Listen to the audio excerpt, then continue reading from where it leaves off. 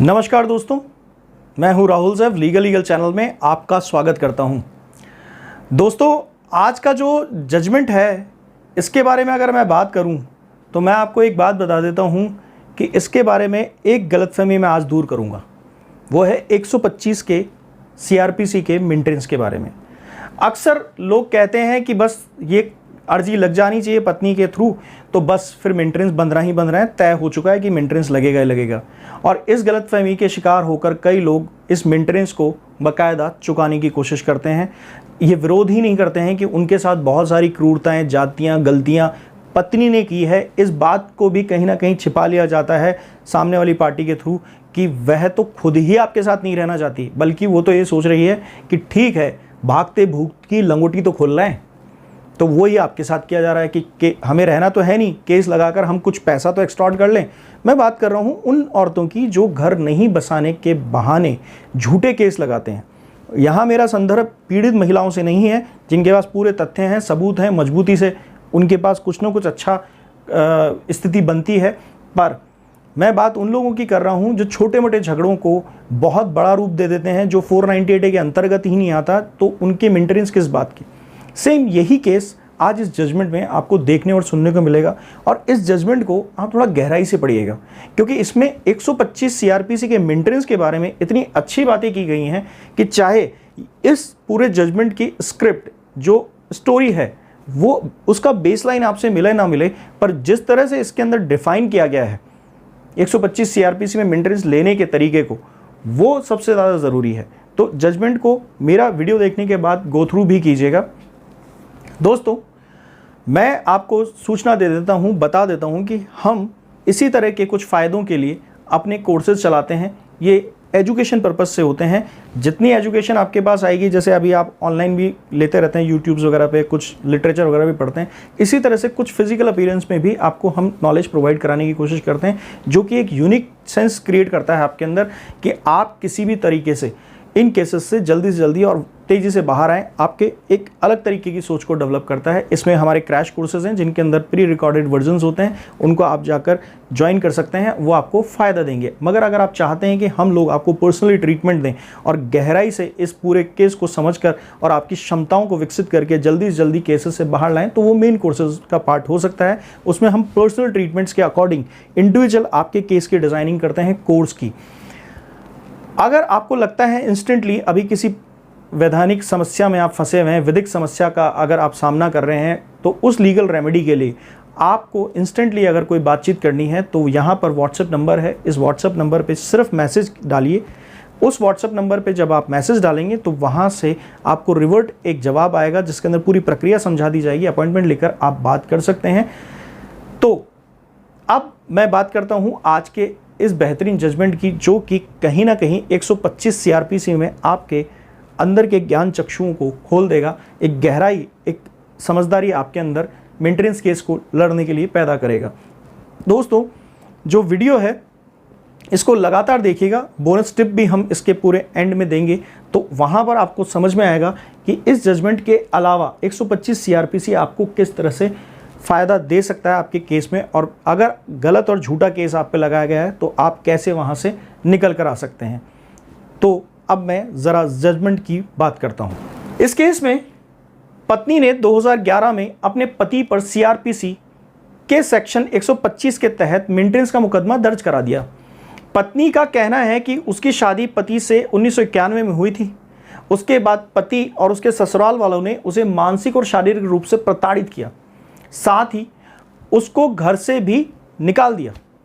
इतना ही नहीं, बल्कि उसके पति ने एक तरफा तलाक करवा डाला उन दोनों का, जिसमें उसने अपनी पत्नी का गलत पता दिखाकर एक तरफा तलाक भी कोर्ट द्वारा ले लिया और उसने दूसरी महिला से शादी भी कर ली। पति ने अपने उत्तर में बताया कि उसकी पूर्व पत्नी जो कुछ भी इल्ज़ाम उस पर लगा रही है वह सब कुछ झूठ है।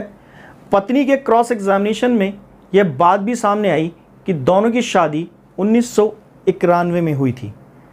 उसके बाद जो पत्नी है वह अपने पति और ससुराल वालों के साथ रही नहीं कभी, बल्कि वह अपने मायके में जाकर रहने लगी और शादी के 7 साल बाद अपने पति के साथ दोबारा उसके घर रहने गई, लेकिन पति के माता पिता उसके साथ में नहीं थे, यानी कि जो सास ससुर थे पत्नी के वो उनके साथ में नहीं थे, बल्कि इन 7 सालों में पत्नी अपने पति के माता पिता से 2 घंटों के लिए केवल 4 या 5 बार ही मिली।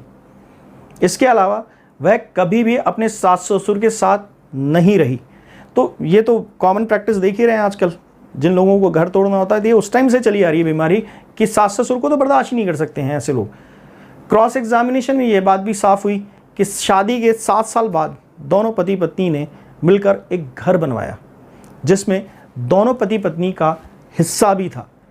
उसके बाद पत्नी फिर अपने मायके चली गई और वह कभी भी दोबारा अपने पति के घर पर नहीं गई, बल्कि जब सारे तथ्यों को देखा गया तो ये बात भी सामने आई कि उसके पति ने अपनी पत्नी पर कभी कोई अत्याचार, क्रूअल्टी, परेशान करना और मानसिक और शारीरिक प्रताड़ना नहीं की थी, बल्कि पत्नी खुद अपनी मर्जी से पति का घर छोड़कर चली गई। ये चीज़ें जब आगे जाकर देखा गया तो ये सब चीज़ें सामने आई। मायके में रह रही थी इतने टाइम से वह पत्नी, इसके अलावा वह बात भी सामने आई कि उसने अपने पति की कभी कोई देखभाल ही नहीं की, कभी कोई केयर ही नहीं की इतने लंबे ड्यूरेशन में, बल्कि जब उसका पति बीमार था और हॉस्पिटल में भर्ती था तब भी पत्नी अपने पति से मिलने कभी गई नहीं। ये चीज़ ध्यान रखिए, कभी आप बीमार होते हैं और आप अपनी पत्नी को सूचना देते हैं और वह नहीं आती तो ये क्रूअल्टी है। अस्पताल में भी नहीं गई और उसकी कोई देखभाल भी उसने नहीं की, बल्कि उसने पति को उसके बुरे समय में छोड़ दिया और छोड़कर चली गई और कभी भी उसके पास दोबारा रहने आई नहीं। अब मेंटेनेंस की बात पर सीआरपीसी 125 के सेक्शन 4 में कुछ बातें कही गई हैं जो कि निम्नलिखित हैं। देखिए, फर्स्ट पॉइंट मैं आपको बताता हूं कि जो पिटिशनर है वो रिस्पोंडेंट का बच्चा जो है पत्नी माता पिता हो सकते हैं। सेकंड, यहाँ पर जो पिटिशनर है वो रिस्पोंडेंट द्वारा बिना किसी वजह के नकारा गया हो, ये सेकंड पॉइंट है मेंटेनेंस लेने का। रिस्पोंडेंट जो है वो एक दूसरे से अलग रह रहे हो, पिटिशनर और रिस्पोंडेंट, और जो रिस्पोंडेंट ने जानबूझकर जो पिटिशनर है उसको घर से निकाला हो और घर से या फिर निकालने के लिए मजबूर किया गया हो। चौथा पॉइंट यह है कि जो रिस्पोंडेंट है वो पिटिशनर को तब मेंटेनेंस देगा जब वो काम करने में असक्षम न हो। अगर वह काम करने में सक्षम है तो कौन, रिस्पोंडेंट भी काम करने में सक्षम होना चाहिए। तो ऐसी सूरत में कोर्ट के सामने जब ये सब बातें पांचों पॉइंट्स पर देखी गई, जो कि सब सेक्शन जो है 125 का उसके अंदर लिखी गई थी, तो कभी भी उसके ससुराल वालों ने पत्नी को नकारा नहीं, कभी अपनाने से मना नहीं किया, बल्कि रिस्पोंडेंट खुद भी चाहता था, यानी पति खुद भी चाहता था कि वह उसके साथ रहे, और इस तरह का कोई सबूत नहीं मिला गया कि उसको घर से निकाला गया हो। क्रॉस एग्जामिनेशन में भी सारे तथ्यों को देखने पर सामने आया कि पति और पत्नी दोनों ही अच्छे पढ़े लिखे हैं, यानी वो क्वालिफाइड है, यानी कि वो सक्षम है पत्नी, और हाईली क्वालिफाइड भी हैं। हालांकि कोर्ट ने यह भी माना कि वादी जो पिटिशनर है यानी पत्नी की उम्र 62 वर्ष हो गई, जिस कारण वह कमाने में अब कैपेबल तो नहीं है, किंतु उनके पास अपनी कुछ प्रॉपर्टी है, यानी पत्नी के पास अपनी कुछ प्रॉपर्टी है जिससे वह अपना भरण पोषण कर सकती है, यानी सक्षमता तो अभी भी है। इसके साथ ही साथ कोर्ट ने यह भी माना कि पति जो है उसने अपनी पत्नी के ऊपर किसी प्रकार का कभी कोई दबाव नहीं डाला, कोई क्रूरता नहीं की, बल्कि पत्नी ने अपने पति का घर स्वयं अपनी मर्जी से छोड़ दिया था। इतना ही नहीं, पत्नी जो है उसने अपने पति का कभी कोई ख्याल ही नहीं रखा और कभी कोई पत्नी धर्म का पालन भी नहीं किया, जो बीमारी के वक्त नहीं आई और भी कई समय केयर नहीं की, बल्कि उसे हॉस्पिटल में अकेला छोड़ दिया और कभी उसकी कोई भी देखभाल नहीं की। क्योंकि देखिए एज हो गई थी दोनों की काफ़ी, तो उस टाइम वो एडमिट हुए तो उन्होंने कभी आके केयर नहीं की, और ये ज़रूरी होता है। जब तक आपका तलाक नहीं हुआ आपको अपनी पत्नी का धर्म निभाना है, तो ये चीज़ ध्यान रखिएगा। पति ने अपनी शादी को पूरी तरह से बचाने की कोशिश की, किंतु जब शादी बचने का कोई मार्ग नहीं था तब उसने तलाक लगाया और दोनों का तलाक हो गया, और अब पति दूसरी शादी में खुश है। इसलिए जब दिल्ली हाईकोर्ट ने सारे तथ्यों को ध्यान में रखा तो माननीय न्यायाधीश ने कहा कि देखा और पाया उन्होंने कि सीआरपीसी 125 के अनुसार पत्नी को मेंटेनेंस देने की जो भी प्रावधान किए गए हैं इस केस में उनमें से कोई भी प्रावधान पूरे नहीं होते दिख रहे हैं, इसलिए कोर्ट ने पत्नी का मेंटेनेंस खारिज कर दिया। दोस्तों, आपको एक बात यहाँ समझ लेनी चाहिए कि 125 सीआरपीसी जो है वो मजाक नहीं है। आपको अगर लगता है कि आपके साथ क्रूअल्टी हुई है, आपके साथ गलत चीज़ की गई है, तो उन क्रूअल्टीज़ को हम मेंशन कीजिए। और अगर कोई आपको ये कहता है कि नहीं इनको मेंशन करने से कोई खास फ़ायदा नहीं होगा, तो सिंपल सा ही ये जजमेंट देखिए, कुछ ज़्यादा स्पेशल कुछ नहीं कहा है पति ने, 2 या 3 क्रूअल्टीज़ बताई हैं, उसी आधार पर मेंटेनेंस क्लियर हो गया। खास तौर से वो लोग जिनकी पत्नियां हाईली क्वालिफाइड हैं या प्रोफेशनली क्वालिफाइड हैं या फिर जॉब कर रही हैं, यानी कैपेबल ऑफ अर्निंग हैं, उनके पास कैपेबिलिटी है, और उसके बावजूद भी उनका मेंटेनेंस लग रहा है, तो आप चैलेंज कीजिए। लोअर कोर्ट में अगर इस तरह की गलती आपके केस में हो गई है तो फिर आप अपर कोर्ट्स में जाइए और वहाँ से बेनिफिट मिलेगा। पर यहाँ पर एक सवाल और आ जाता है, कई लोग कहते हैं अरे साहब उतना खर्चा कौन करेगा, पहले ये केस चल रहा है। आप वहाँ जो मेंटेनेंस दे रहे हैं ना, अगर उसका कैलकुलेशन लगा लें और वो 2, 4, 5 साल का कैलकुलेशन लगा दें, और मैं तो मिनिमम पे बात करता हूँ 5,000 रुपये के हिसाब से, अगर आज 5,000 रुपये से नीचे कोई नहीं बांध रहा है ये कोर्ट, तो 60,000 रुपये और 3 साल चल गया तो 1,80,000 रुपये। वो महंगा कि ये सस्ता? दिमाग को खोल के चलिए, 40-50 हज़ार रुपये के अंदर अच्छा खासा एक केस डील हो जाता है, बल्कि 2-2 केस डील कर लेते हैं। अब मैं यहाँ एकदम इसको फिक्स मत कर दीजिएगा कि मेरा वीडियो दिखाकर किसी से झगड़ा शुरू कर दें वकील साहब से, मेरा अंदाज़ा है ये। तो इस पर अगर आप थोड़ी कोशिश करें तो ये सब पॉसिबल है, और फिर भी उस हिसाब से भी जाएँ कि महंगा अगर आपको लग रहा है तो आप रेमेडी भी तो पाएंगे, आप सच्चाई तो सामने ला सकेंगे। क्योंकि एक झूठा केस अगर कहीं पे भी ख़त्म होता है तो वो दूसरे 2 झूठे केसेस को कमज़ोर करता है, उसका रेफरेंस वहाँ काम आता है जीतने पे। तो आपको यहाँ पर यही देखना है कि 125 सीआरपी से हर महिला को मेंटेनेंस मिले, ये ज़रूरी बिल्कुल भी नहीं है। ये गलतफहमी दूर कर लीजिए। इन 5 पॉइंट्स को अगर आप ढंग से पढ़ लेंगे और देख लेंगे तो आप अपने केस में उस चीज़ को फिट टू फिट देख सकते हैं। क्रूअल्टी भी मेंटेनेंस को रोकने का आधार होती है, बिल्कुल होती है, अगर ये जजमेंट आप दिमाग में रखें।